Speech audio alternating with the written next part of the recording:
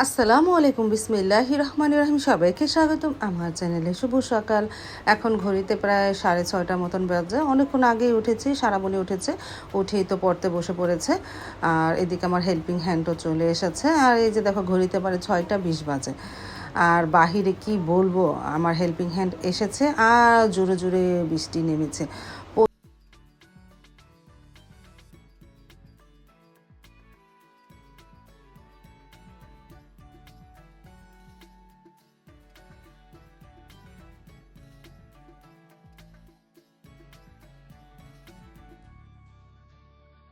তারপর তো আপা কাজ করে চলে গেল, ঘর ঝাড়ু দিয়ে, তারপরে থাল বাসন দিয়ে চলে গেল। আমিও গরুর গোস্ত নামিয়ে রেখেছি, আজকে লাউ দিয়ে রান্না করব।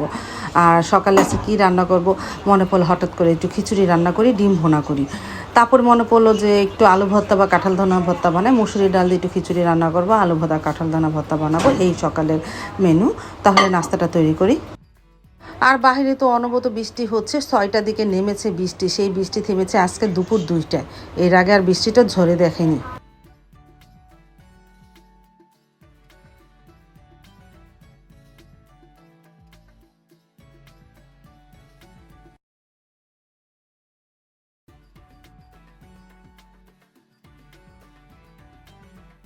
তারপর তো ডিমটা সিদ্ধ করে নিয়েছি, এখন ভুনা করে নিচ্ছি। আর পাশের চুলায় খিচুড়িটাও বসিয়ে দিয়েছি। আর এদিকে ভর্তা বানিয়ে ফেলি। সাইদুল বাবাকে উঠেছে, অবশ্য তাকে ডাক দিলাম, আমাকে একটু ভর্তাটা বানিয়ে দিয়ে যাও। শুকনা মরিচ আর পেঁয়াজটা টেলে নিতেছি, তারপর ভর্তাটা বানাবো।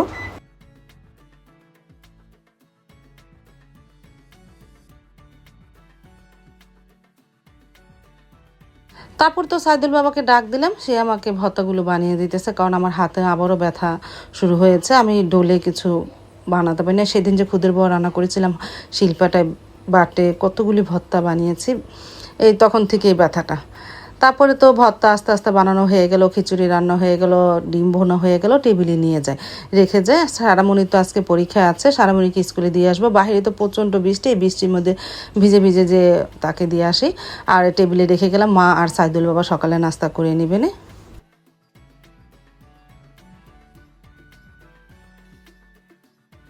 বৃষ্টির মধ্যে সারামণিকে নিয়ে বেরিয়ে পড়লাম।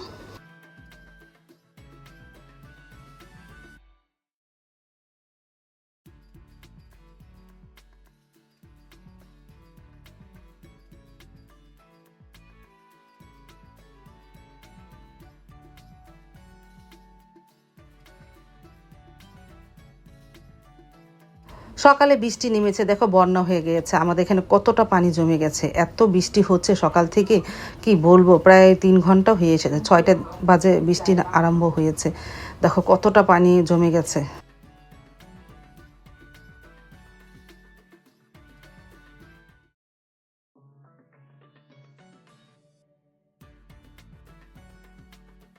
চলে আসলাম স্কুলে, এই যে সারামণিকে বসিয়ে দিলাম। সারামণি কিছুটা ভিজে গেছে, আমি তো ভিজেছি, সারামণিও ভিজে গেছে।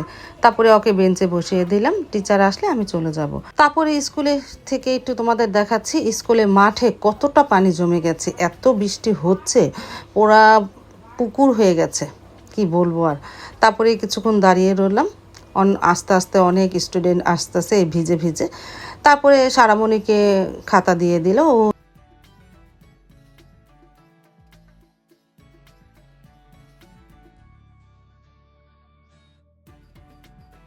তারপরে প্রশ্ন দেওয়ার পরে আমি চলে এসেছিলাম বাসায়, এসে ড্রেস পাল্টিয়ে নিলাম, অনেক ভিজে গেছি।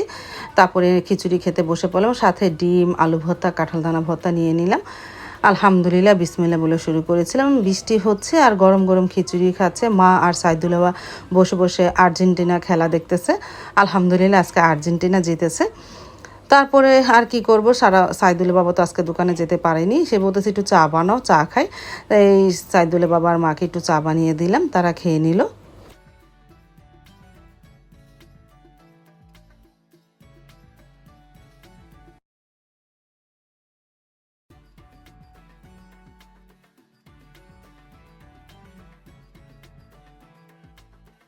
আর আমিও রান্নাঘরে চলে আসলাম। দুপুরে আয়োজন আজকে কি মেনু, কারকল ভাজি, লাউ দিয়ে গরুর গোস্ত ভুনা আর ভাত, এই দুপুরের মেনু। তাহলে সব কিছু গুছিয়ে নিই।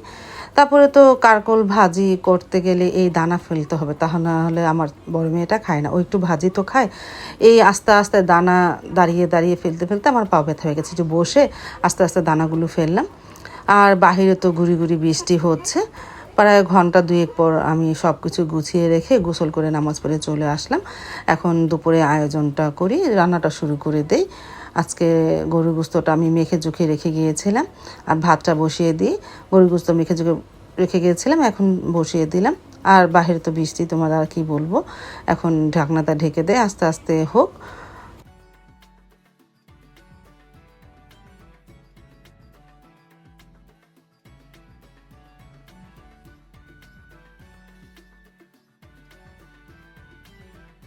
আর এদিকে সারামণিও চলে আসলো 12:30 বাজে পরীক্ষা দিয়ে। আজকে সারামণি গণিত পরীক্ষা ছিল, আসার পরে আম কেটে দিলাম। ও সকাল থেকে না খাওয়া, কিছু খেয়ে যায়নি।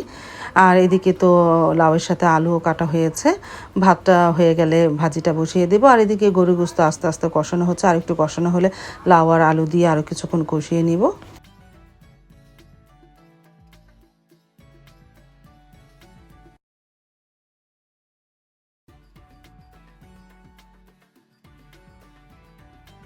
তারপরে লাউ আর আলু দিয়ে আস্তে আস্তে কষিয়ে নিলাম, আর পাশে চোলায় কারকোল ভাজিটাও বসিয়ে দিয়েছি।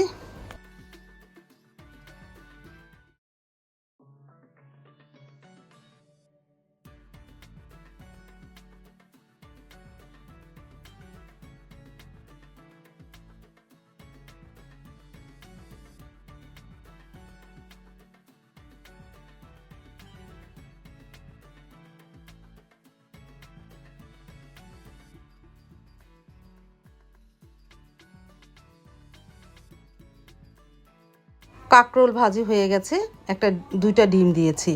তারপরে আস্তে আস্তে একটু ভাজা ভাজা করে নামিয়ে ফেলবো।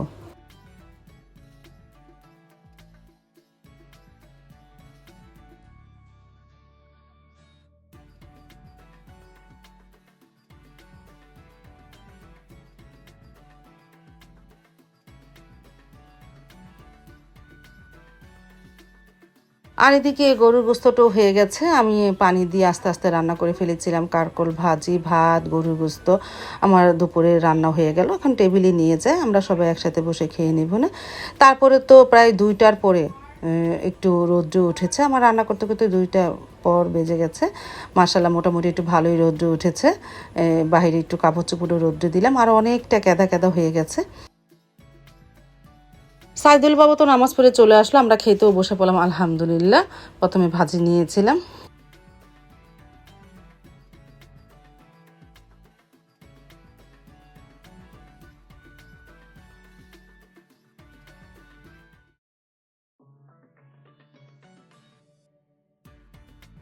তারপরে নিয়ে নিলাম লাউ দিয়ে গরুর গোস্তর ঝোল, আলহামদুলিল্লাহ অনেক মজা হয়েছিল। একটু ঝাল ঝাল করে রান্না করেছিলাম না, লাউয়ের তরকারি একটু ঝাল ঝাল হলে ভালোই লাগে, যেহেতু গোস্ত দিয়ে রান্না করেছিলাম।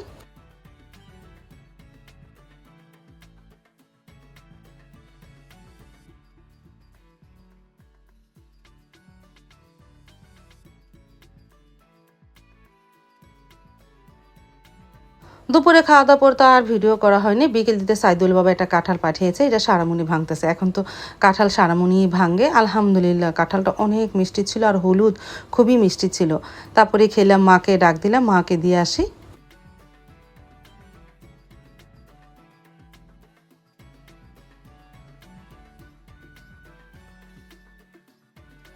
তারপরে এই যে মাকে দিয়ে গেলাম, মাও খেয়ে নিল, বলতেছে অনেক মিষ্টি কাঁঠালটা।